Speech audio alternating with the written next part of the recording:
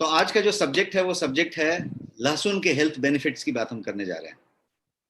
और मैंने जैसा बताया है कि हमारा शीर्षक ये भी है कि इसे लेने का सही तरीका क्या है। तो हम health benefits of garlic and how to take it पे बातें करेंगे। Let's start the session. मैं खाली आपका चैट सामने रख लेता हूँ कहीं कोई। यस।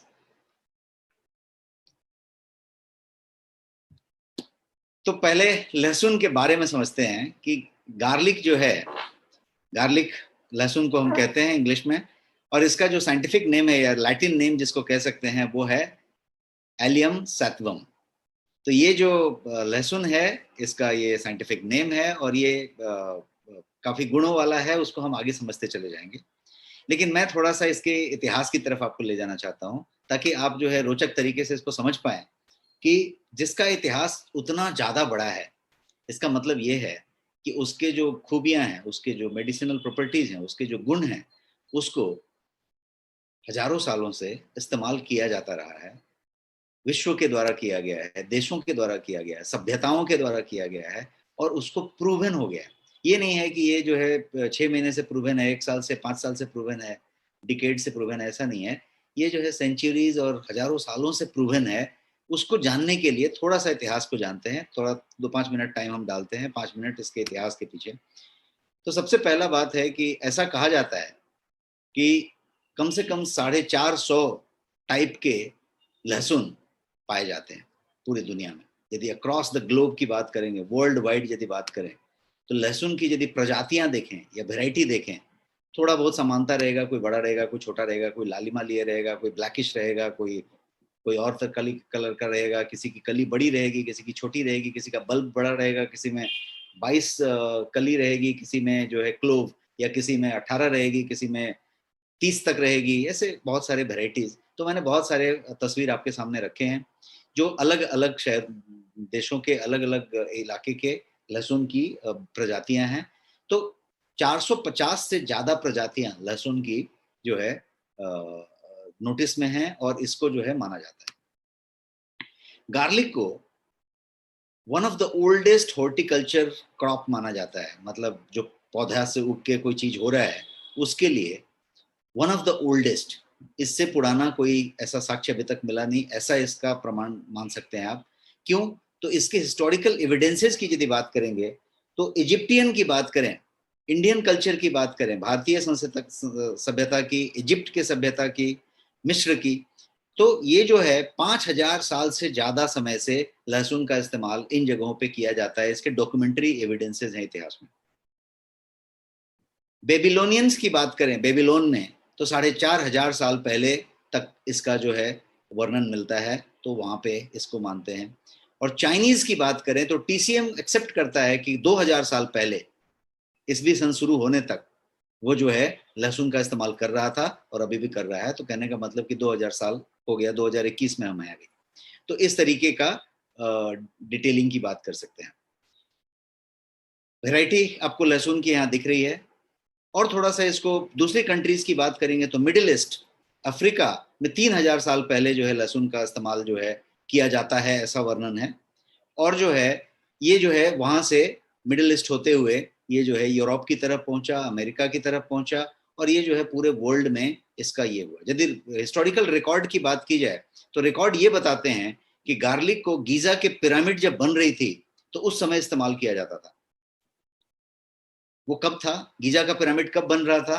तो आपने यदि इतिहास पढ़ा हो या रोचक तत्वों में इंटरेस्ट रखते हो गीजा के पिरामिड्स में, तो वो 5,000 साल पहले गीजा का पिरामिड बना था। मतलब 3000 BC, और अभी 2021 चल रहा है, तो 5,000 साल हुए टोटल। तो 5,000 साल पहले गीजा का पिरामिड जब बन रहा था तो भी लहसुन का इस्तेमाल वहां पे हो रहा था। और वो जो है यदि इस हिसाब से देखा जाए तो आपने देखा कि अमेरिका, यूरोप से लेके, चाइना से लेके, बेबीलोन से लेके, मिस्र से लेके इंडिया तक, हर जगह पे यदि इसका इस्तेमाल हुआ तो ये जो है ऑलमोस्ट हर सभ्यताओं के द्वारा इस्तेमाल किया गया।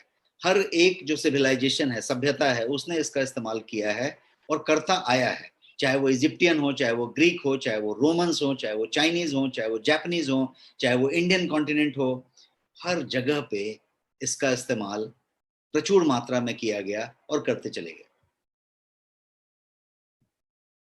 तो हजारों सालों से यदि आप इसको जैसा समझ पा रहे हैं, गार्लिक को जो है, लहसुन को जो है, मतलब बेनिफिशियल प्रॉपर्टी के लिए इस्तेमाल किया गया। यदि उसमें कोई बेनिफिट मिली होगी तो ही तो इतनी सभ्यताएं इस्तेमाल की होंगी।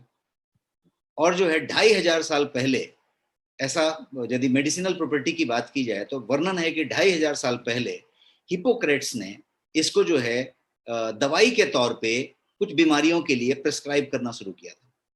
और हिपोक्रेट्स की बात की जाएगी तो हिपोक्रेट्स कब मौजूद थे? किसी को उसके बारे में कुछ आइडिया कि हिपोक्रेट्स जो कौन थे?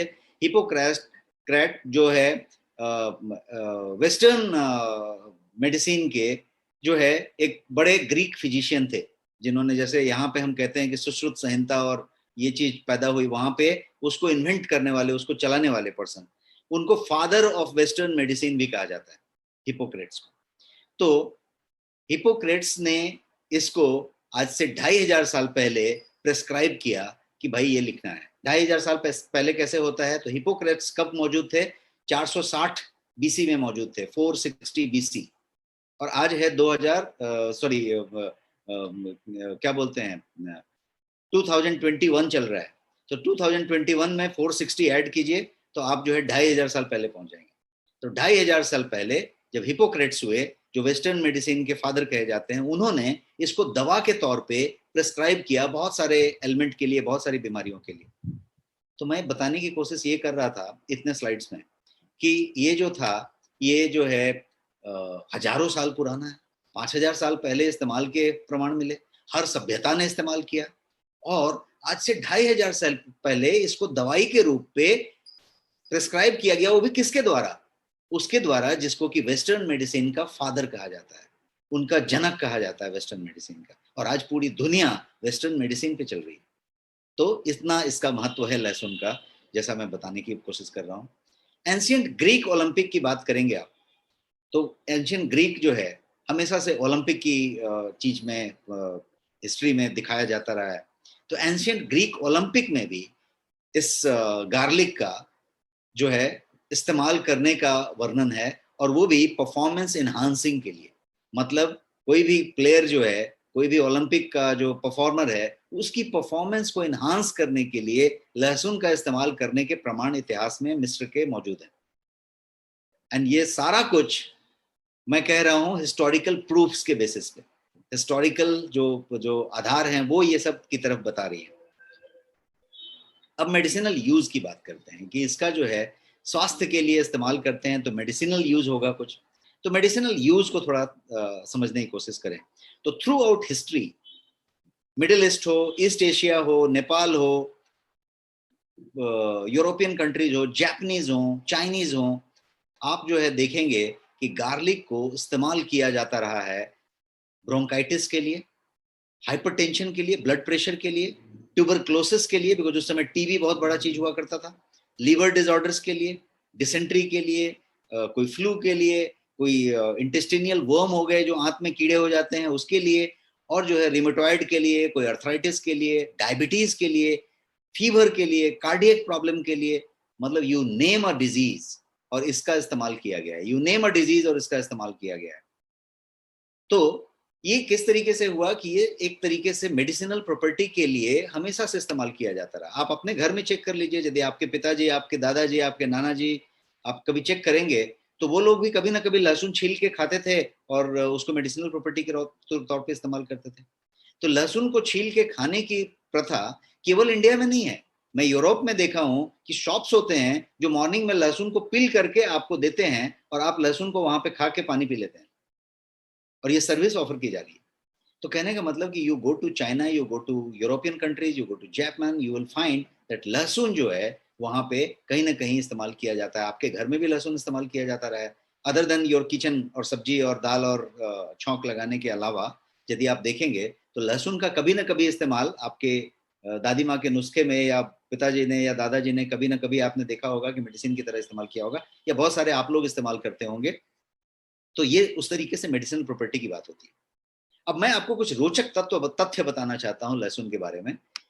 जितना ज्यादा रोचक तथ्यों को आप समझ पाएंगे उतना ज्यादा आपको लहसुन से इंटरेस्ट आएगा, और मेरा पर्पस, ऑब्जेक्टिव जो है वो यही है कि मैं आपको थोड़ा और इंटरेस्टेड करूं लहसुन के प्रति, कि आपका यदि इंटरेस्ट बढ़ेगा तो आप जो है ज्यादा उसको सेवन करेंगे या उसके बारे में नजदीक आएंगे उसके। तो क्या मैं कुछ रोचक तथ्य आपको बताऊं, आप इसके लिए इंटरेस्टेड हैं? टाइप यस यदि आपको इंटरेस्ट है उस रोचक तथ्यों में, तो मैं दो चार रोचक तथ्य आपको बताता हूं।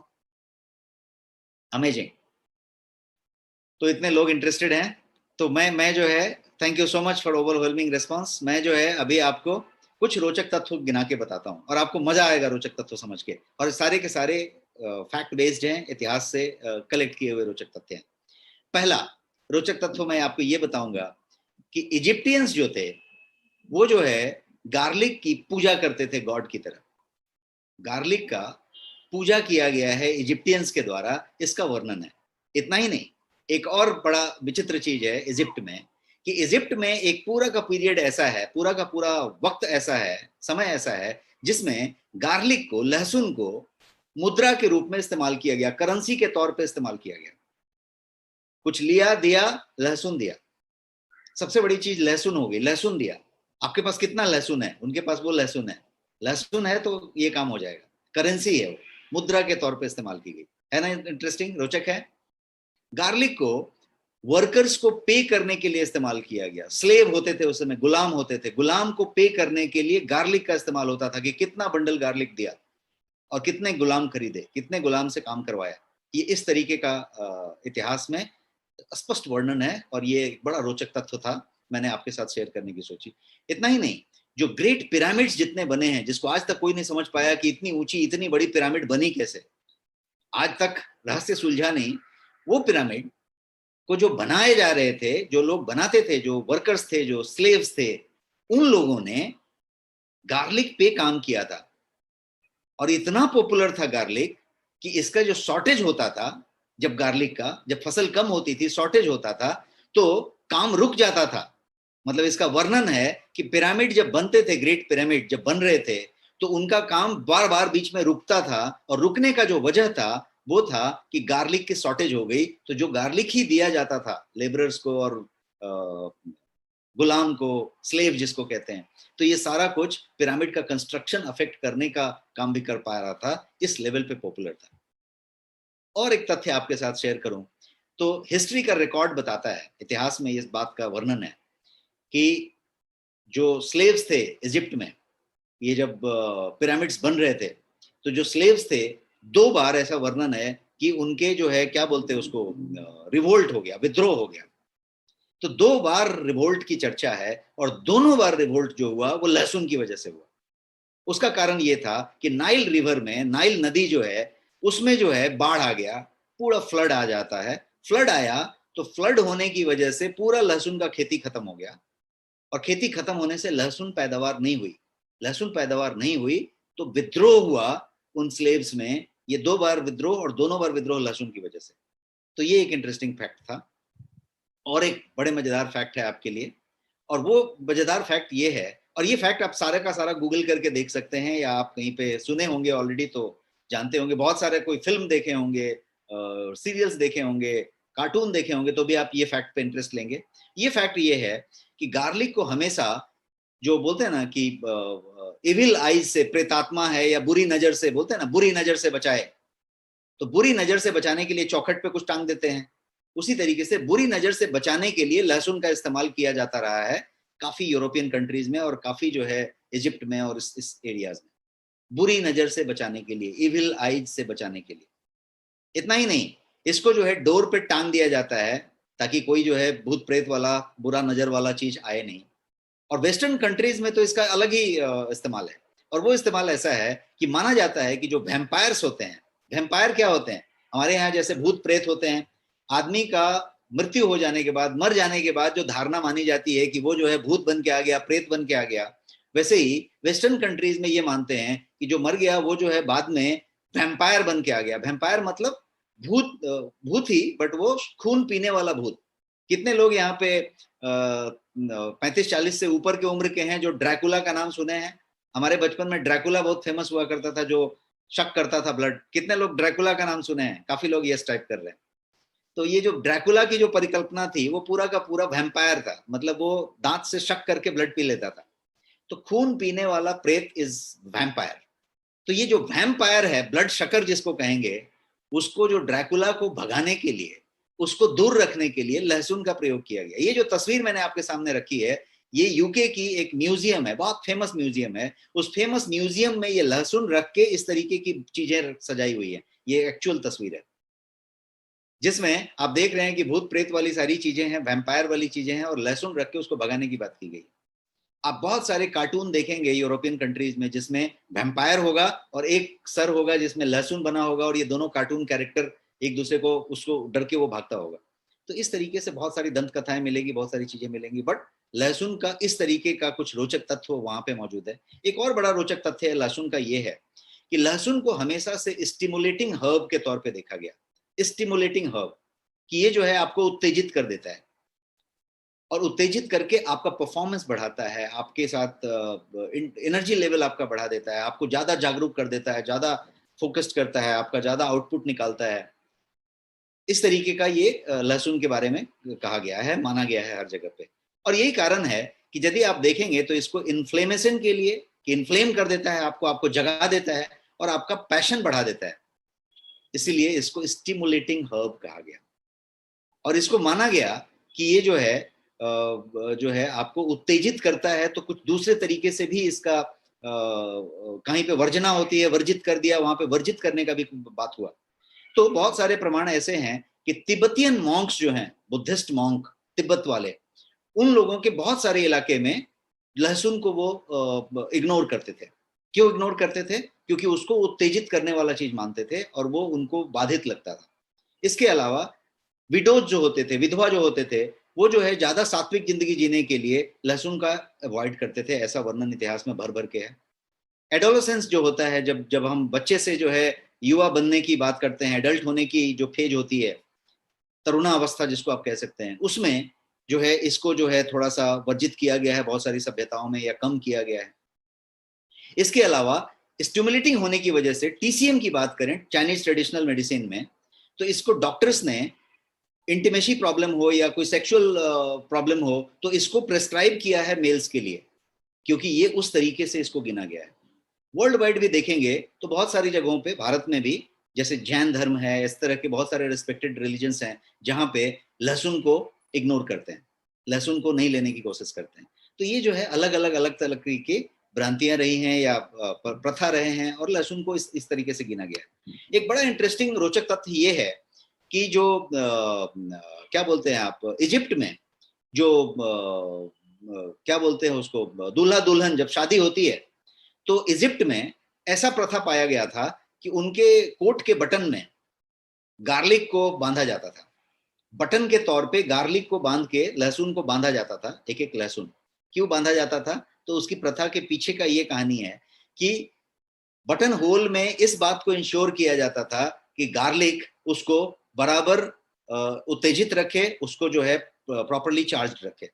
इतना ही नहीं, जो अनफेथफुल इजिप्टियन हस्बैंड्स होते थे, वो जो है जब अपनी वाइफ के पास जाते थे तो गार्लिक चबा के जाते थे, गार्लिक खा के जाते थे। उसका पर्पस ऐसा माना गया कि इससे जो जो कोई दूसरी महिला के साथ रहने के का जो जो उसका जो स्मेल है, गंध है, वो खत्म हो जाए। इस तरह की भर भर की जो है बोलते हैं ना फैक्ट्स जो है इजिप्टियन ग्रंथ्स में मौजूद है।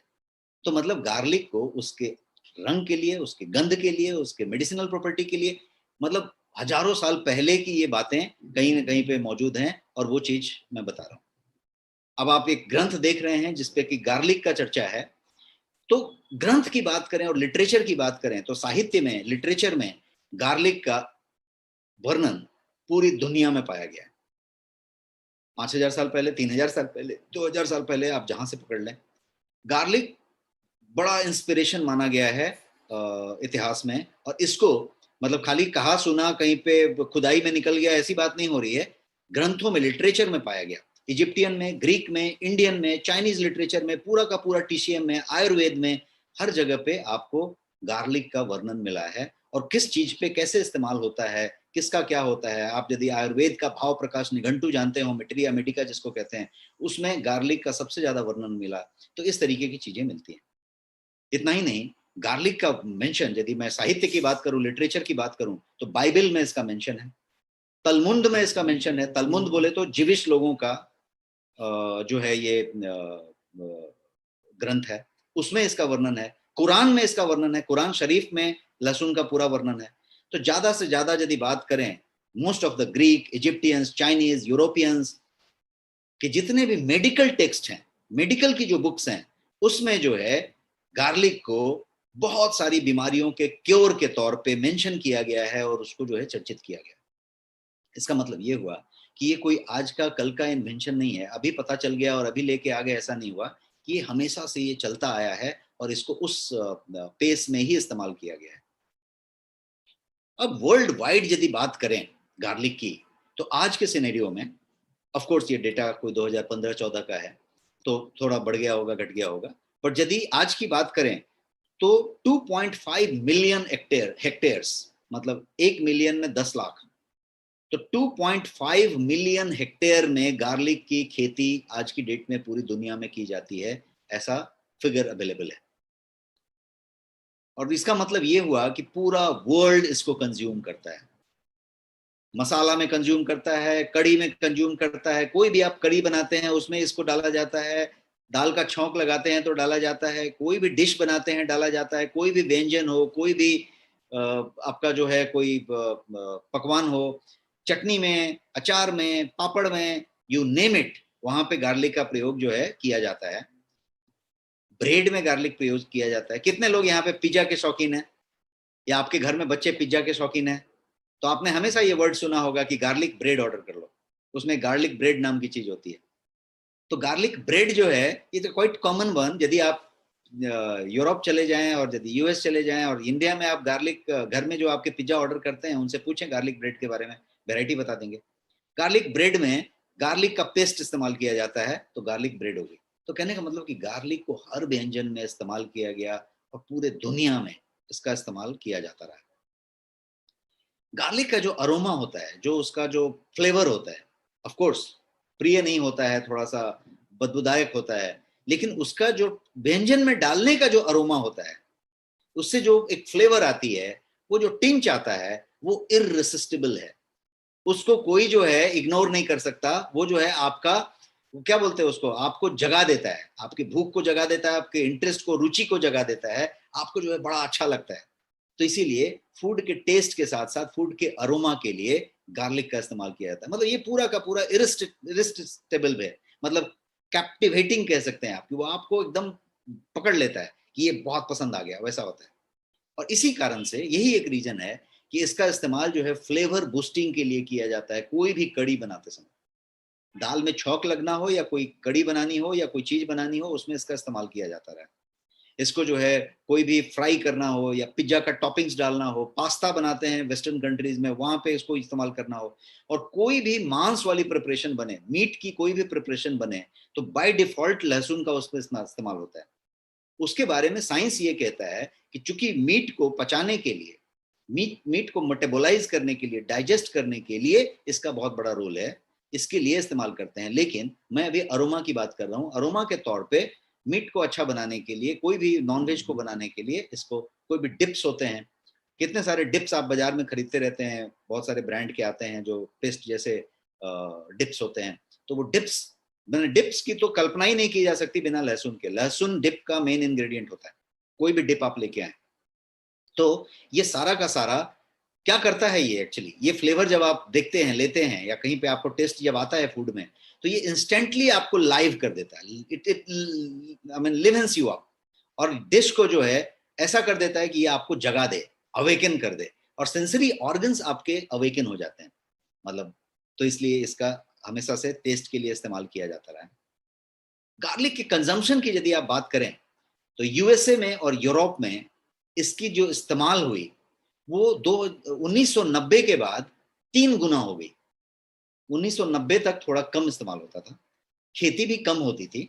मैंने इसको बड़ा करीब से देखा है और उसके स्टैटिस्टिक्स को समझा है, इसलिए मैं ज्यादा डेटा आपको बता पा रहा हूँ। 1990 के बाद, मतलब आप बहुत पीछे नहीं जा रहे हैं, आप जो है करीब 30 साल पहले की बात कर रहे हैं। इन्हीं 30 सालों में उनके यहाँ पे इसका इस्तेमाल यूरोप और अमेरिका में ट्रिपल हो गया, 3 टाइम्स। उनके सुपरमार्केट्स में, उनके डिशेज में, उनकी बातों में, उनके मेडिसिन्स में, उनके सप्लीमेंट्स में इसका इस्तेमाल बढ़ता चला गया, और वहां पे खेती इसका बढ़ता चला गया। क्योंकि उन्होंने डिस्कवर किया कि ये जो है छोटा सा दिखने वाला बल्ब बहुत डिलाइटफुल प्रॉपर्टी रखता है, बहुत हाई मेडिसिनल प्रॉपर्टी रखता है। और मैक्सिमम नंबर ऑफ रिसर्च जो हुए गार्लिक पे पिछले 20 से 25 सालों में, वो जो है अमेरिका में हुए, यूरोप में हुए। ज्यादा से ज्यादा अमेरिकन साइंटिस्ट, यूरोपियन साइंटिस्ट, वहां के बायोकेमिस्ट, इन्होंने गार्लिक को और ज्यादा रिसर्च किया और ज्यादा उसमें से फॉर्मुलेशंस बनाए, यहां तक कि गार्लिक जो स्टेबिलाईज हुआ फर्स्ट टाइम और उसका पेटेंट हुआ, वो भी यूरोपियन साइंटिस्ट ने किया। तो इसका मतलब ये हुआ कि ये यूरोप में इसको जो है जरा साइंटिफिक जामा पहनाया गया। दुनिया का इतिहास का था, लेकिन वहां पे इसको बहुत ज्यादा इस्तेमाल करके मेडिसिन में लाने का, मॉडर्न मेडिसिन में, मॉडर्न सप्लीमेंट्स में बहुत ज्यादा उसका इस्तेमाल करने लगे। China remained the supplier of the herb. दुनिया का सामान लेके उसको एक्सट्रैक्ट निकाल के उसका जो है एक्सट्रैक्शन बना के उसने पूरे दुनिया को दिया। सबसे ज्यादा जो बड़ा बायर बन गया 2000 के बाद, 2000 ईस्वी सन के बाद जो सबसे बड़ा बायर बन गया पिछले 15-20 साल में, वो यूरोप और अमेरिका बन गया गार्लिक को लेने का, और फिर जो है गार्लिक पाउडर को लेने का। फिर उन्होंने अपनी स्टेबलाइज्ड गार्लिक बनानी शुरू कर दी और उसको एक्सपोर्ट करना शुरू कर दिया उल्टा चाइना को। इस तरीके से काफी डेवलपमेंट हुआ। तो यूरोपियंस, अमेरिकन, स्पेशली ब्रिटेन और स्पेन, इस तरीके के जगहों पे इसका ज्यादा इस्तेमाल हुआ। One of such big researcher is doctor Peter Josling. ये जो मैं तस्वीर दिखा रहा हूँ, ये डॉक्टर पीटर जॉसलिंग की है, जो यूरोपियन साइंटिस्ट हैं, काफी रिनाउंड यूरोपियन साइंटिस्ट हैं। और इनको गार्लिक मैन के नाम से जाना जाता है, गार्लिक किंग के नाम से जाना सकता है। आप गूगल करेंगे गार्लिक मैन, गार्लिक किंग, तो आपको ये मिल जाएंगे। यहाँ पे पैशन आप देख सकते हैं कि उनके टाई पे भी गार्लिक का फोटो बना हुआ है। तो इसका मतलब ये है कि व्यक्ति गार्लिक में ही सोया है, जगा है, उठा है। और इन्होंने गार्लिक पे बहुत डिटेल में काम किया है। He is from Spain, Spain में रहने वाले हैं और रहते हैं लंदन में। और इन्होंने जो है बहुत गार्लिक पे रिसर्च किया है, गार्लिक के लिए बहुत कुछ किया है। इंटरनेशनल फेम के पर्सन, यूरोपियन साइंटिस्ट। और मुझे इनके साथ बहुत लंबा वक्त बिताने का मौका मिला है। मैं इनके साथ अच्छा खासा वर्क किया हूँ, काम किया हूँ फॉर्मुलेशन पे, वो भी लहसुन के फॉर्मुलेशन पे काम किया हूँ। गार्लिक पे बहुत सारा हम इनके साथ काम किया है और एलिसीन पे ही काम किया है। लहसुन से निकलने वाली जो चीज होती है एलिसीन। आप हमारी तस्वीर देख सकते हैं, इनके साथ पीटर जॉसलिंग के साथ मैं बैठा हूँ। ये तस्वीर है, ये मैं डॉक्टर पीटर जॉसलिंग के साथ हूँ लंदन के और यूरोप के अलग जगहों पे। तो ये आप तस्वीर देख सकते हैं। काफी मैंने फॉर्मुलेशन पे काम किया है। लहसुन के अंदर से जो मेडिसिनल प्रॉपर्टी वाली सामान होती है जिसको गार्लिक कहते हैं, उस पे काम किया हुआ है इनके साथ। तो ये कुछ तस्वीरें आप देख रहे हैं जो एक्चुअली डॉक्टर पीटर जॉसलिंग के साथ क्लोजली काम करने के वक्त का है, जब हम अलग अलग डिफरेंट डिफरेंट प्रोडक्शन यूनिट्स में, प्लांट्स में, यूरोप के अलग अलग हिस्सों में हम जो है उनके साथ वक्त बिताया उस समय का है। अब डॉक्टर पीटर जॉसलिंग के बारे में क्या है उसको थोड़ा समझते हैं। He is one of the inventor. इन्होंने इन्वेंट किया पेटेंटेड एलिसीन के बारे में। उन्होंने उसको पेटेंट किया। किस चीज को पेटेंट किया? एलिसीन को स्टेबलाइज्ड किया। मैंने क्या बताया, जैसे हल्दी से करक्यूमिन निकलता है, वैसे लहसुन से एलिसीन निकलता है। जिस बात का मेडिसिनल प्रॉपर्टी पाया जाता है लहसुन में, उसका नाम है एलिसीन। तो एलिसीन हाईली अनस्टेबल है। मतलब जब आप उसको निकाल लेंगे तो वो डिग्रेड हो जाएगा, बचेगा नहीं। आप पेट में लेंगे, काम में आएगा नहीं। तो इन्होंने उसको स्टेबलाइज किया और स्टेबलाइज करके उसको पेटेंट कर लिया। तो पेटेंटेड फॉर्मूला जो बनाया स्टेबलाइज्ड एलिसिन का, वो इन्होंने बनाया। होल गार्लिक जो है उसके अंदर एक एलिन नाम का सामान होता है। उसको जब आप क्रश कर देते हैं या चबाते हैं, च्यू कर देते हैं, तो वो जो एलिन है वो जो है चेंज हो जाता है और उसके अंदर से जो एक्टिव इंग्रेडिएंट होता है वो होता है एलिसीन। वो एलिसीन निकलता है। और ये जो एलिसीन होता है ये स्टेबल नहीं होता। तो जब आप इसको अंदर लेते हैं तो आपका जो स्टोमक एसिड है वो उसको डिग्रेड कर देता है कुछ हद तक। थोड़ा बहुत बच गया तो जब वो आंत में पहुंचता है तो जो आपका छोटी आंत में इंटेस्टिनियल एपिथेलियल सेल्स जो होते हैं, जो आंत के दीवालों पे जो छोटी छोटी छोटी छोटी छिद्र बनी हुई है, वो जो है उसको और डिग्रेड कर देती है। तो बहुत कम मात्रा में जो आप लहसुन खाते हैं उसका इस्तेमाल हो पाता है। जो दाल में छौंक लगाते हैं या डिशेज में डालते हैं उसका तो अरोमा फ्लेवर के लिए इस्तेमाल होता है, उसका मेडिसिनल प्रॉपर्टी में बहुत ज्यादा इस्तेमाल नहीं हो सकता। लेकिन जो आप कचकच चबा के खा लेते हैं उसका अच्छा इस्तेमाल होता है, लेकिन वो भी डिग्रेड हो जाता है। इन्होंने उसको स्टेबल किया। तो ये एलिसीन की प्रकार हुई और ये एलिसीन की बात हुई। अब हम बात करें कि इसको लेते कैसे हैं। जैसा कि मैंने पहले स्क्रीन पे बताया था कि मैं आज आपको बताने वाला हूं कि लहसुन का इस्तेमाल करें कैसे, कैसे लें। तो हाउ टू टेक गार्लिक। तो मैं आज गार्लिक कैसे लें इसके बारे में बताऊंगा। सबसे पहला चीज है कि गार्लिक को यदि आपने पका दिया, गार्लिक को यदि आपने फोड़ लिया और फोड़ के थोड़ा देर छोड़ दिया, 2-4 सेकंड, 10 सेकंड, 25 सेकंड, तो गार्लिक डिग्रेड होने वाला बात हो गया। अब गार्लिक में वो वाली मेडिसिनल प्रॉपर्टी नहीं है, बिकॉज एलिसीन थी, एलिसीन अब डिग्रेड हो गई, एलिसीन बची नहीं। लेकिन यदि आपने लहसुन को छीला और छील के मुंह में डाला, कच कच करके चबा लिया, तो उसके अंदर एलिसीन थी, डिग्रेड हुई बहुत सारी, जाके स्टोमक एसिड में भी डिग्रेड होगी, आंत में भी डिग्रेड होगी, लेकिन बहुत हद तक है, वो आप चबा के ले लिया। लेकिन अब उसको लेके चक चक चक चक चबाते ही रह गए तो काम का नहीं है। तो इसलिए सही तरीका क्या है? सही तरीका है कि आपने गार्लिक को लिया, कच मारा एक बार, मतलब उसको आपने फोड़ दिया, कच किया, 2 बार कच कर लें चलेगा, और उसके बाद उसको पानी से निगल जाए। That's the best way. फिर से बताता हूं, लहसुन को आपने ताजा छीला, छील के किसी को प्लेट में रख के दिया तो बेकार हो गया। छील के देना नहीं है, आपको छीलना है खुद। छीलने के बाद आपने यदि इसको खाया, खाने के बाद चाह पे ले जाइए, इसको चबाइए, कच कच 2 बार फोड़ दीजिए, उसके बाद उसको गलत पानी से अंदर ले लीजिए। ये लहसुन का एक तरीका हुआ लेने का, जो डिग्रेड होगा अंदर जाके, लेकिन बहुत हद तक आपने बेस्ट फॉर्मेट में इसको ले लिया, ऐसा है। दूसरा तरीका है लेने का, इसको सप्लीमेंट के तौर पे आप लें, जिसमें ये सब कहानी नहीं है। सप्लीमेंट के तौर पे आप ले सकते हैं। सप्लीमेंट में ये जो है फॉर्मुलेटेड कंडीशन में है, उसकी आइल निकाल के उसको स्टेबल कंडीशन में रखा हुआ है, आप उसी को गल्प कर लिया, तो आपको ये कच पच करना नहीं पड़ा, मुंह बदबू की बात नहीं आई, बैड ओडर की बात नहीं आई, आपने अंदर लिया और आप जो है कर लिया। तो ये जो है खाने का लेने का तरीका मैंने आपको बताया। अब जो है थोड़ी सी इसके फॉर्मुलेशन और इसके जो है कंपोजिशन की बात करें कि गार्लिक के अंदर क्या क्या है, मेडिसिनल प्रॉपर्टी की तरफ बढ़ें, तो उसके पहले समझें कि इसमें क्या क्या है।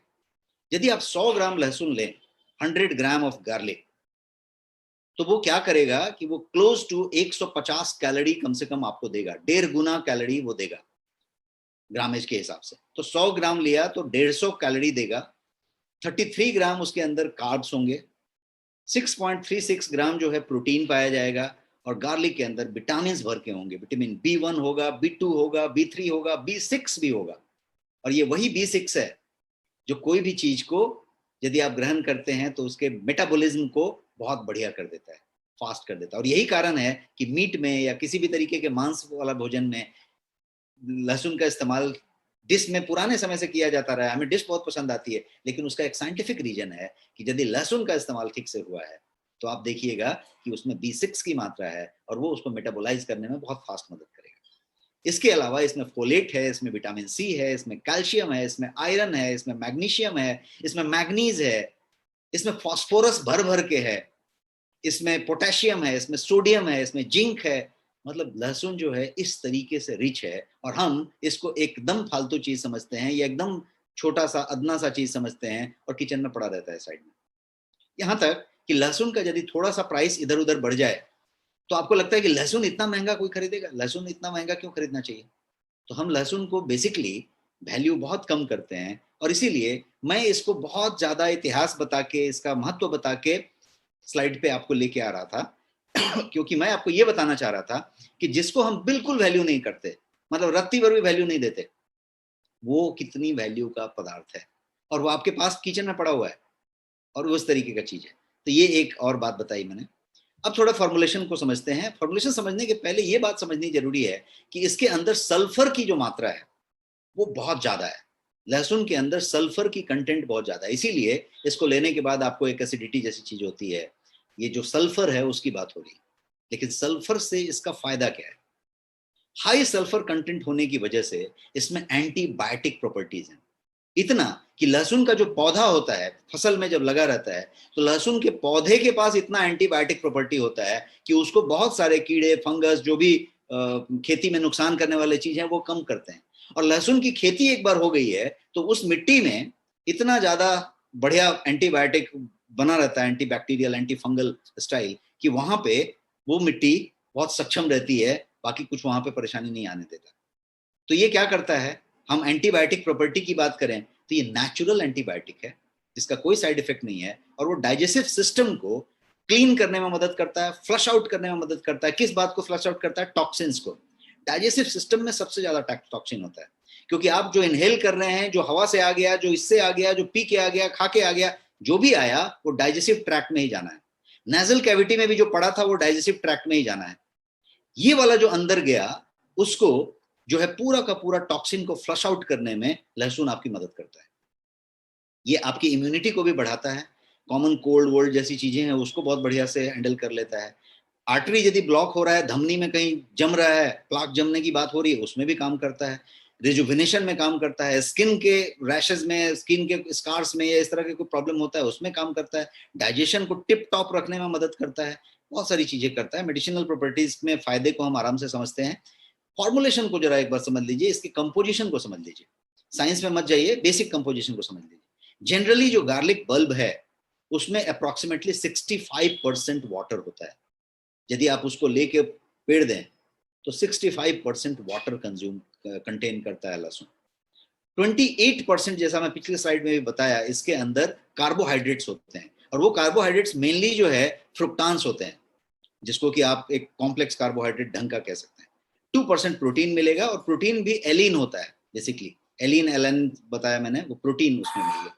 1.2% यदि बात करें तो इसमें अमाइनो एसिड्स मिलेंगे, और वो भी पूरे के पूरे अर्जिनाइन मिलेंगे। मेनली जो अमाइनो एसिड्स इसके अंदर पाया जाएगा लहसुन के अंदर, वो अर्जिनाइन ही मिलेगा। 1.5% 2% के आसपास इसमें फाइबर भी मिलेगा, वो भी फाइन क्वालिटी फाइबर, सॉल्युबल।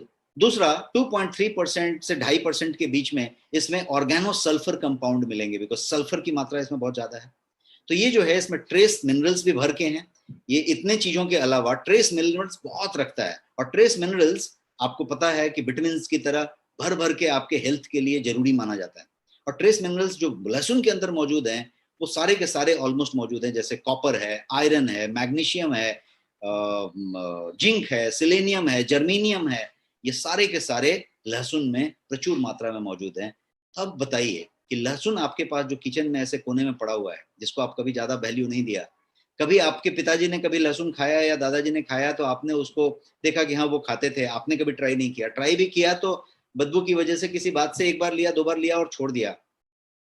आप देखिए गैप कि लहसुन के अंदर कितना कुछ है, पूरा आरोग्य उसमें छुपा हुआ है यदि आप लहसुन की बात करें तो क्या लहसुन कर सकता है? आरोग्य की बात करें तो वो क्या कर सकता है?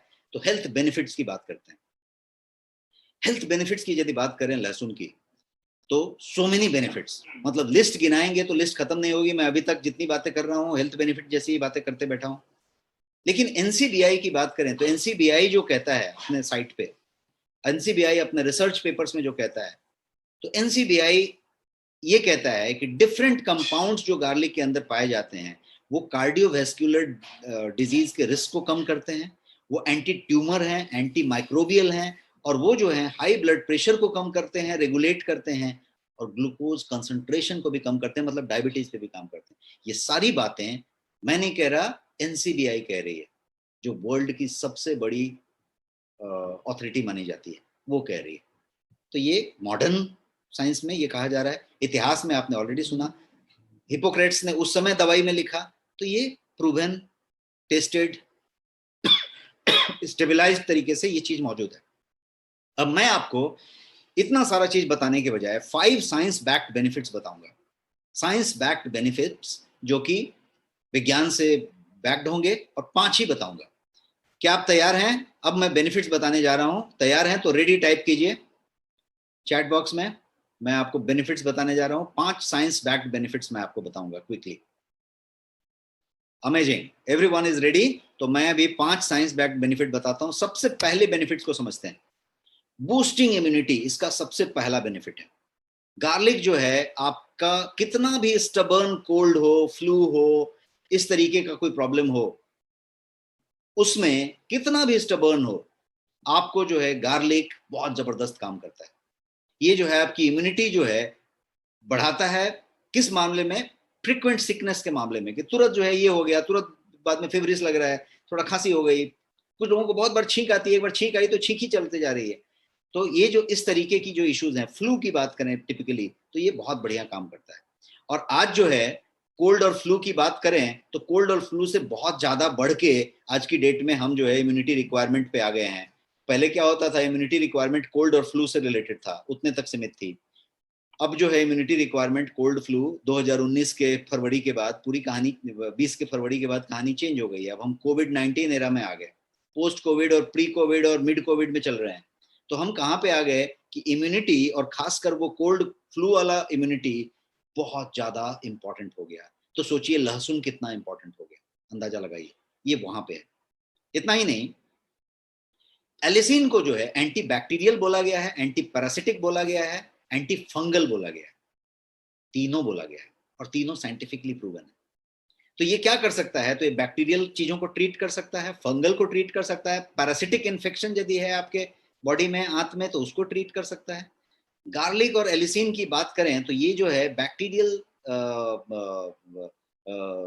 ट्रीट करने के लिए ये बेनिफिशियल सल्फर कंपाउंड रिलीज करता है, और वो इम्यून सिस्टम में जर्म को फाइट करने की शक्ति देता है, और जर्म उससे ज्यादा बढ़िया से हैंडल होते हैं। तो ये जो है एंटी वायरल और एंटी बैक्टीरियल प्रॉपर्टी होने की वजह से आपकी इम्यूनिटी को बूस्ट करता है बियॉन्ड अ लेवल, और जो है ये अपने कोल्ड को, सर्दी को, फ्लू को, या कोई भी वायरल इन्फेक्शन यदि है तो उसको बहुत हद तक रोकथाम कर लेता है। आप कितनी मात्रा में लेते हैं, कैसे लेते हैं, इस पर डिपेंड करता है। दूसरी चीज की बात करते हैं, ये पहला चीज था। पहला चीज क्या था? पहला चीज था immunity boosting to the next level, immunity boosting to the next level. दूसरी जो बात है वो है कि गार्लिक एंटी इन्फ्लेमेटरी है, एंटी इन्फ्लेमेटरी गार्लिक में गुण है ये। गार्लिक का जो आइल है, एलिसिन से जब आइल निकल रहा है, तो एलिसिन का जो आइल है वो एंटी इन्फ्लेमेटरी के तौर पे काम करता है। एनसीबीआई ये कहता है कि गार्लिक को यदि आप आइल निकालें तो उसका जो डेरिवेटिव्स है वो जो है एक तरीके से एक PGE2 कहते हैं, जिसको कहते हैं प्रोस्टाग्लैंडिन। प्रोस्टाग्लैंडिन को बनने में सप्रेस कर देता है। क्यों? क्योंकि ये प्रोडक्शन करता है एनो नाम का पदार्थ का। ये जो डेरिवेटिव्स है वो जो एनो को सप्रेस करने लग जाता है, और सप्रेस करने की वजह से ये ओवरऑल एंटी इन्फ्लेमेटरी का काम करता है आपके पूरे बॉडी पे। जब एंटी इन्फ्लेमेटरी काम करता है तो उससे क्या होता है, उससे आपका मतलब आरोग्य रहता है, लेकिन एक्चुअली क्या क्या होता है, तो आपका पेन है, आपका स्वेलिंग है, कोई तरीके का अर्थराइटिस है, कोई साइटिका है, इन्फ्लेम्ड ज्वाइंट है, कोई मसल में ज्वाइंट इन्फ्लेमेशन है, इन सारी चीजों के इन्फ्लेमेशन को वो कम करने में मदद करता है। और ये इन्फ्लेमेशन को कम करता है तो ये सब चीजें बेहतर होती हैं या क्योर होती हैं। अर्थराइटिस फाउंडेशन यदि बात करेंगे तो उसने इसको मेडिसिन के तौर पर रिकमेंड किया हुआ है। और वो किस बात का मेडिसिन रिकमेंड किया अर्थराइटिस फाउंडेशन ने, तो उसने कहा है कि कार्टिलेज डैमेज यदि होता है अर्थराइटिस में तो उसमें ये सीधा सीधा दवा के तौर पे दिया जाता है। तो आप समझिए कि इसका कितना ज्यादा लेना देना आपके इन्फ्लेमेशन से है। अब इन्फ्लेमेशन का केवल लेना देना डायबिटीज से और दर्द से और पेन से और साइटिका से और इससे नहीं है। इन्फ्लेमेशन का लेना देना आपकी पूरी बीमारियों से है। क्रॉनिक इन्फ्लेमेशन यदि लंबे समय तक रह जाए आपके साथ, कभी इन्फ्लेमेशन हुआ ठीक हो गया तो ठीक है, लेकिन क्रॉनिक इन्फ्लेमेशन है और लंबे समय तक आपके साथ रह रहा है, तो क्या होने वाला है कि वो जो है आपके सेल डीएनए को डैमेज करेगा। सेल डीएनए जब डैमेज होगा तो वो क्या करेगा कि वो जिस तरीके से वो उसके सेल्स जो हैं ग्रो होते हैं या डिवाइड होते हैं, उसके तरीके में बदलाव आ जाएगा। सेल के ग्रो होने और डिवाइड होने के तरीके में यदि बदलाव आ जाए तो क्या होगा, ट्यूमर बनना शुरू होगा। ट्यूमर बनेगा तो कैंसर भी हो सकता है, क्योंकि वो मलाइन भी हो सकता है बाद में। तो ट्यूमर बनना कैंसर का हिंट आ गया पहले ही। और ट्यूमर क्यों बनेगा? क्योंकि डीएनए ही डैमेज हुआ, डीएनए जो है वो सेल ग्रोथ का और डिवाइड का पैटर्न ही चेंज हो गया। तो ये इन्फ्लेमेशन का खतरा है। इसीलिए इन्फ्लेमेशन को यदि आपने कंट्रोल कर लिया तो आप बहुत सारी बीमारियों से कंट्रोल हो गए। यहां तक कि डायबिटीज का रूट कॉज इन्फ्लेमेशन है, यहां तक कि आपके हार्ट बीमारियों का रूट कॉज इन्फ्लेमेशन है। तो इन्फ्लेमेशन को कंट्रोल कर लिया तो सब कुछ कंट्रोल हो सकता है। और ये जो गार्लिक है उसमें से निकला हुआ एलिसिन है, वो इन्फ्लेमेशन पे बहुत जबरदस्त तरीके से काम करता है, क्योंकि मैंने साइंस के तरीके से बताया कि वो किस तरीके से प्रोस्टाग्लैंडिन नाम का चीज होता है उसको सप्रेस करता है और वो नहीं करने देता। अब हम तीसरी चीज की तरफ बढ़ते हैं। अभी हमने दो चीजें समझी, तीसरी चीज की बात करते हैं। तीसरा जो इसका मेडिसिनल प्रॉपर्टी है वो है कि ये कार्डियोवैस्कुलर हेल्थ के लिए बहुत बढ़िया माना जाता है। अब रिसर्च ने ये कंफर्म किया है, बहुत सारे रिसर्च, एक दो रिसर्च नहीं है, रिसर्च ने कंफर्म करके ये रख दिया है कि एलिसिन जो है ये जो है आर्टरीज के ऊपर और ब्लड प्रेशर के ऊपर पॉजिटिव इंपैक्ट देता है। इसको समझने के लिए आपको जो है पूरा का पूरा मैकेनिज्म समझना पड़ेगा। ये जो मैं बोल रहा हूं कि इतना जबरदस्त पॉजिटिव इंपैक्ट देता है, ये यदि बात आप समझना चाहते हैं तो आपको जो है एक छोटा सा मैकेनिज्म समझना पड़ेगा, और मैं क्विकली 1 मिनट में वो मैकेनिज्म समझाता हूं आपको कि कार्डियोवैस्कुलर पे ये कैसे काम करेगा। और जितना बढ़िया आप समझ जाएंगे, वो सुबह में आप लहसुन खाना शुरू कर देंगे या कोई सप्लीमेंट लेना शुरू कर देंगे। तो मैं आपको उसके बारे में बताता हूँ कि क्या करता है ये। सबसे पहले समझिए कि गार्लिक के अंदर सल्फर होता है, ये हमने पिछले स्लाइड में भी समझा। गार्लिक के अंदर सल्फर बड़ी मात्रा में होता है, तो सल्फर होता है। अब जो है रेड ब्लड सेल्स जो आपका है, वो सल्फर को हाइड्रोजन सल्फाइड गैस में तब्दील कर देता है। और वो क्या करता है हाइड्रोजन सल्फाइड गैस? वो आपके ब्लड वेसल्स को फुगा देता है, डायलेट कर देता है, मतलब उसको मार्ग प्रशस्त कर देता है। सिंपल सा टेक्निक है। और ये मार्ग प्रशस्त हो जाने की वजह से आपका जो है ब्लड सर्कुलेशन अच्छा होता है, आपका वो प्लाक नहीं जमता, वो नहीं होता, सब कुछ बढ़िया होता है, पाइप आपकी फुगी हुई रहती है, डायलेटेड रहती है, प्रॉपर चलता है। तो लहसुन सीधे सीधे आपके कार्डियोवैस्कुलर हेल्थ पे बहुत जबरदस्त काम करता है, और आपको जो है कार्डियोवैस्कुलर चीजों से दूर रखता है। ब्लड प्रेशर को रेगुलेट करता है, मतलब खाली ब्लड प्रेशर को कट करके डाउन नहीं कर देता, मतलब ये यदि हाइपर है हाइपो है तो दोनों केस में बढ़ाता है, घटाता है और रेगुलेट करके रखता है।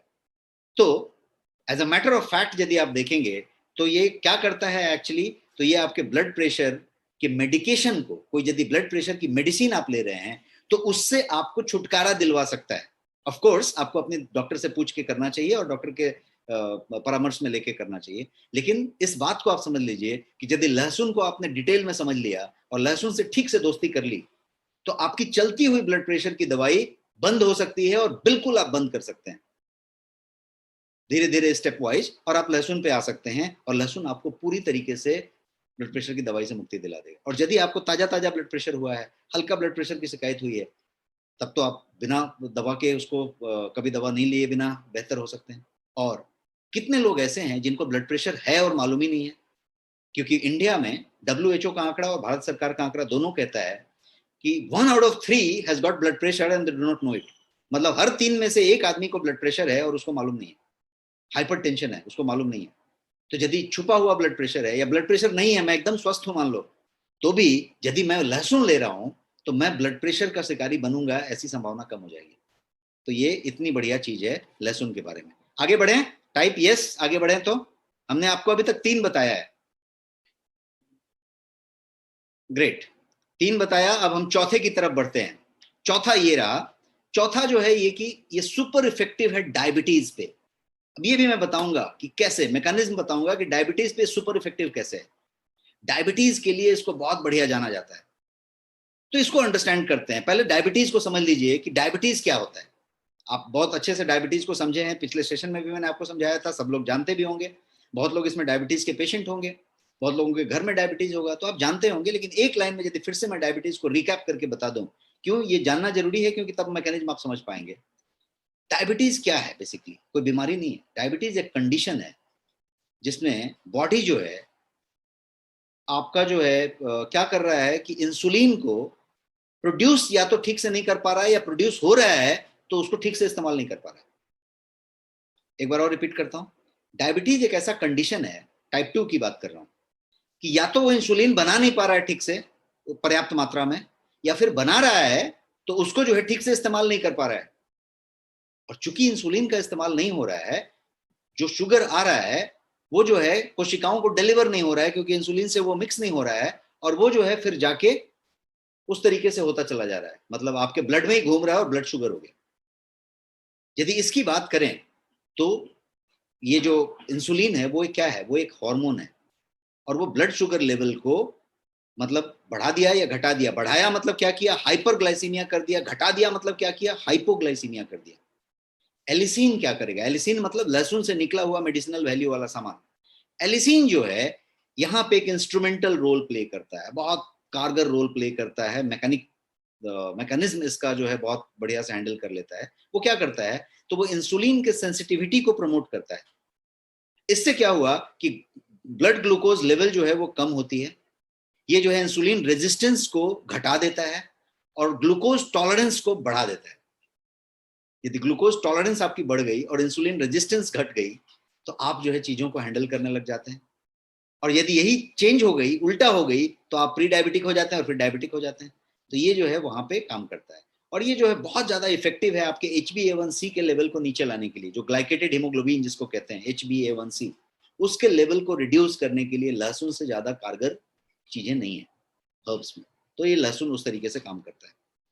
लेकिन अब और भी एक इंपॉर्टेंट चीज है इस गार्लिक का, और क्यों ये किस तरीके से ये काम करता है उसके मैकेनिज्म को समझने के लिए। ये तो हुआ insulin resistance and glucose tolerance वाली बात है। इसका एक और बड़ा गुण है, और वो गुण है कि ये जो है लिपिड हेल्थ पे बहुत अच्छा काम करता है और कार्डियोवेस्कुलर हेल्थ की बेनिफिट रखता है अपने साथ, जो आपने पिछले स्लाइड में समझा। तो जब कार्डियोवेस्कुलर का और लिपिड की बात करेंगे तो ये दोनों चीजें एक तरीके से कनेक्टेड हैं आपके डायबिटीज से। ब्लड प्रेशर, कार्डियोवेस्कुलर कनेक्टेड है आपके डायबिटीज से, क्योंकि ये जो है अमाइनो एसिड्स की बात करें तो एलिसिन का काम है कि होमोसिस्टीन को लोअर करता है। होमोसिस्टीन को यदि लोअर कर रहा है तो आपका एक तरीके से होलिस्टिक सिस्टम बन रहा है। मतलब आपके डायबिटीज से ब्लड प्रेशर कनेक्टेड था, उससे धमनी कनेक्टेड था, उससे फैट में जमने वाला, ब्लड में जमने वाला फैट कनेक्टेड था, और ये हर चीजों को एड्रेस कर रहा है। और एक चीज आपने पिछले स्लाइड में समझा कि एंटी इन्फ्लेमेटरी है, तो एंटी इन्फ्लेमेटरी होने की वजह से डायबिटीज का रूट कॉज भी वही है, कार्डियक का रूट कॉज भी वही है। तो अब आप इसमें समझ पा रहे हो, तो पूरा का पूरा ये होलिस्टिक एक इकोसिस्टम बनाता है, जो बिना किसी नुकसान के एक्चुअली खाली लक्षण पे इलाज नहीं करने के बजाय जितने रूट कॉज हैं एक साथ सबको एड्रेस करने वाला इकलौता हर्ब है। इसीलिए ये सुपर इफेक्टिव है डायबिटीज पे। इफेक्टिव वर्ड नहीं यूज करके मैंने सुपर इफेक्टिव यूज किया है, ये सुपर इफेक्टिव है। तो ये डायबिटिक पर्सन इन सब चीजों का प्रोन होता है, मतलब उसको खतरा ब्लड प्रेशर का भी होता है, कार्डियक का भी होता है, होमोसिस्टीन का भी होता है, ट्राइग्लिसराइड का भी होता है, और वो सारी चीजें एक साथ इसमें काम आ जाती है, और ये जो है एक तरीके से वो मदद कर देता है। सो ये हॉलिस्टिक अप्रोच देता है और ये डायबिटिक में बहुत अच्छा काम करता है। अब हम और समझते हैं पांचवा। पांचवा जो है, मैंने 5 बताने को बोला था साइंस बैक्ट। पांचवा जो है ओवरऑल वेलबींग की बात करें कि आप एक स्वस्थ रहना चाहते हैं, ओवरऑल वेलबींग मतलब आपका पाचन अच्छा रहे, आपका मूड अच्छा रहे, आपका हार्मोनल सिस्टम अच्छा रहे, आपका थायराइड फंक्शन अच्छा रहे, आपकी एनर्जी लेवल अच्छी बनी रहे, आपका एंटी एजिंग हो, तो ये चीज गार्लिक करता है। गार्लिक में से निकला हुआ एलिसिन करता है एक्चुअली। तो गार्लिक जो है आपके सिस्टम को क्लींस करने का काम करता है, टॉक्सिक को फ्लश आउट करने का काम करता है। आपने पिछले स्लाइड में समझा, यदि वो हुआ तो आप बहुत बढ़िया रहेंगे, एनर्जेटिक रहेंगे, स्वस्थ रहेंगे, चमकते धमकते रहेंगे, ग्लो होते रहेंगे। और ये जो है और एक चीज करता है कि आपके हेयर पे, स्किन पे अच्छा काम इसलिए करता है कि आप यदि हर चीज में स्वस्थ हैं तो हेयर स्किन पे काम करेगा। एलिसिन एंटी फंगल है, एंटी बैक्टीरियल है, तो ये क्या करेगा कि यहाँ पे कोई फंगल नहीं होने देगा, यहाँ पे कोई फंगल नहीं होने देगा, वहां पे फंगल नहीं होने देगा। जब फंगल नहीं होगा तो ज्यादा ग्लो होगा और ज्यादा स्वस्थ तरीके से चीजें डेवलप होंगी, आपका स्किन हो, चाहे आपका हेयर हो, चाहे आपका नेल हो, हर चीज। तो एलिसिन को क्या कहा गया है साइंस में, तो इनविगोरेटिंग कहा गया है। इनविगोरेटिंग का मतलब क्या होता है, बलवर्धनकारी। बलवर्धनकारी हिंदी में बोलेंगे तो इनविगोरेटिंग। तो इनविगोरेटिंग हर्ब आप ढूंढेंगे तो एलिसिन निकल के आएगा, जो कि लहसुन से निकलता है। तो इनविगोरेटिंग है। और एलिसिन जो है एक स्ट्रॉन्ग एंटीऑक्सीडेंट भी है। इसके अंदर एंटीऑक्सीडेंट का स्ट्रॉन्ग एक्टिविटी है, जो आपके फ्री रेडिकल डैमेज को कंट्रोल करता है। और आप अच्छे से जानते हैं, कितने सेशन में आपने समझा है कि फ्री रेडिकल और एंटीऑक्सीडेंट की वजह से आपकी एंटी एजिंग होगी, फ्री रेडिकल को यदि आपने स्टॉप किया तो इन सारी प्रॉपर्टीज की वजह से, जितना मैंने अभी आपको बताया, ये जो है गार्लिक से निकला हुआ एलिसिन आपका जो है फ्री रेडिकल पे काम करता है, आपके ऑक्सीडेटिव स्ट्रेस पे काम करता है। तो ये क्या करता है, ये जो है आपके कोलाजन के डिप्लेशन को कम करता है, और जो है आपकी स्किन के इलास्टिसिटी के मतलब बनाए रखता है, उसके इलास्टिसिटी को घटने नहीं देता। तो यदि स्किन इलास्टिसिटी बनी हुई है, कोलाजन की डिप्लेशन स्लो हो रही है या रुकी हुई है, तो आपका त्वचा युवा रहेगा, जवान रहेगा, और आप जो है ग्लो करते रहेंगे और एजिंग कम होगी। तो एंटी एजिंग ओवर वेलबींग के लिए, ओवरऑल वेलबींग के लिए ये बहुत अच्छा काम करता है। अब मैं एक तीसरी चीज की बात करने जा रहा हूं क्विकली, कि सप्लीमेंट क्यों लें। लहसुन अवेलेबल है किचन में, तो सप्लीमेंट क्यों लें। सबसे पहली बात है कि लहसुन आप कितना लेते हैं, और आपके किचन में पूरा लहसुन का कितना कंजम्पशन होता है पता करके देखिए। तेल आप पता करते हैं ना कि कितना ऑयल का कंजम्पशन है, तो आप पता करते हैं कि कितना ऑयल मैं खा रहा हूँ। उसी तरीके से आप लहसुन पता कीजिए कि कितना लहसुन बाजार से लाया था या मंगवाया था, और कितना लहसुन आपका महीने में कंज्यूम होता है, तो इससे पता चल जाएगा। तो लहसुन की कंजम्पशन जो हम करते हैं, in spite of being Indian culture, in spite of being लहसुन का best user and ancient user, बहुत कम करते हैं। सब्जी में डालते हैं, यहाँ पे डालते हैं, वहां पे डालते हैं, बस हो गया।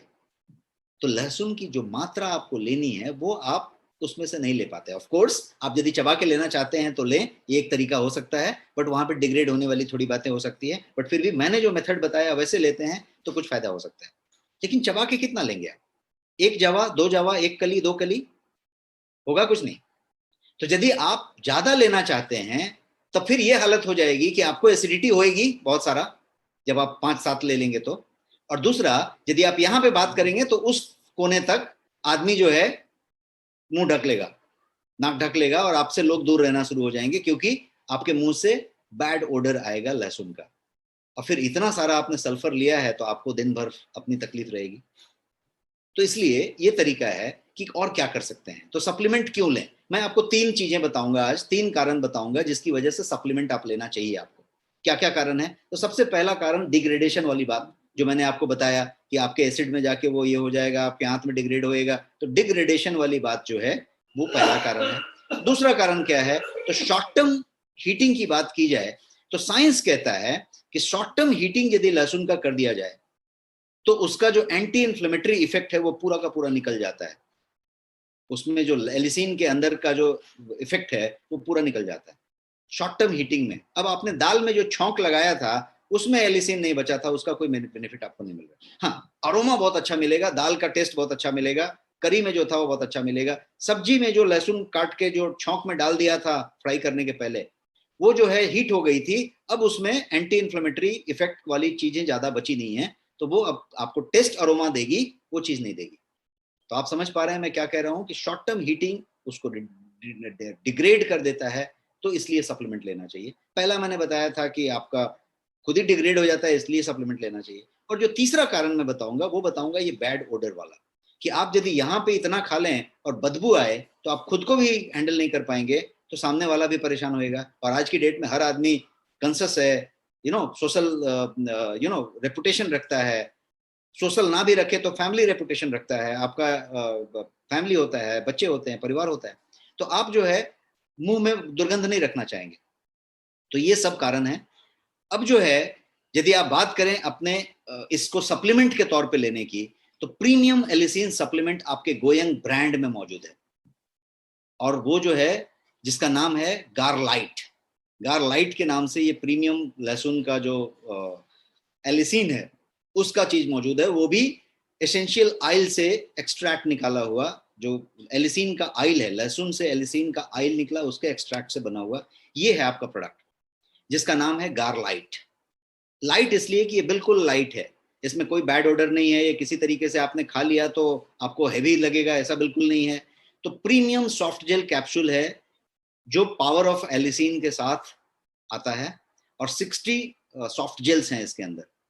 मतलब आयल वाली जो कैप्सूल होती है वो 60 सॉफ्ट जेल्स हैं। तो किसी तरीके का बदबू नहीं आना है, किसी तरीके का आपको फील नहीं आना है। आपने एक कैप्सूल लिया, पानी से गल्प किया, और आपका काम हो गया। आपने वो सब लहसुन छीला, चबाया, वो किया, ये किया, उसकी जरूरत नहीं है। तो ये है आपका प्रोडक्ट, जो कि क्यों लेना चाहिए मैंने पूरा स्लाइड वही बताया है अभी तक। तो ये बात हो गई। 1 soft gel twice a day or 2 soft gels once a day is fine. It is 100% natural, कोई कंपल्सरी नहीं है और कोई इसका डोज नहीं है। आप चूंकि लहसुन ले रहे हैं कभी भी ले सकते हैं। ये एक सिर्फ जरिया है आपके लहसुन को इजीली और कन्वीनियंटली लेने के लिए। टेस्टफुली, इजीली, कन्वीनियंटली लें, कोई बदबू नहीं आए, कोई बात नहीं आए, और बेस्ट डोज आपने ले लिया उसके लिए है। तो ये चीज हुई। ये है आपका गारलाइट। गारलाइट का आप देख पा रहे हैं फीचर्स, ये सब चीजें हैं। इसको इस तरीके से समझ सकते हैं गारलाइट को कि no more bad odour, only allicin at its best. आपको यदि सिर्फ एलिसिन में इंटरेस्ट है, लहसुन के बदबू में इंटरेस्ट नहीं है, लहसुन के सल्फर में इंटरेस्ट नहीं है, लहसुन के वो सब चीजों में इंटरेस्ट नहीं है, तो no more bad odour, only allicin, that is गारलाइट। अब इसके प्राइस की बात कर लेते हैं कि इसका प्राइस क्या है। तो इसका जो एमआरपी है वो 899 रुपीज है। 60 कैप्सूल्स है, 899 रुपीज है। सॉफ्ट जेल में आया हुआ चीज है। और ये जो है आपके लिए स्पेशल प्राइस पे अवेलेबल है, और वो प्राइस है 599 रुपीज। ये सिर्फ 599 रुपीज में आपके लिए मौजूद है। रिसर्च बेस्ड है, जैसा मैंने बताया, ये सारे सर्टिफिकेशंस आपके प्रोडक्ट में मिलेंगे। और ये जो है आपके नेक्स्ट शॉपी में ये क्लिक करके आप शॉप कर सकते हैं, और ये चीज मौजूद है। सो ये था आज का सेशन।